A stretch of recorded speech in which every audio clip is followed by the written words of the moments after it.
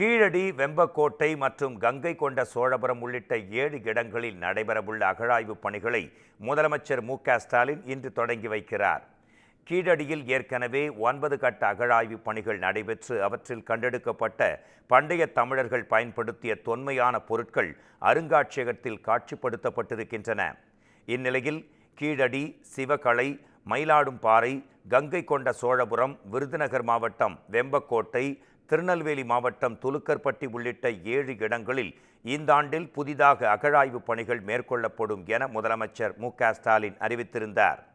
அதன்படி மக்களவை தேர்தல் தேதி அறிவிக்கப்பட்டதன் காரணமாக இந்த பணிகள் தொடங்கப்படுவது நிறுத்தி வைக்கப்பட்டிருந்தன.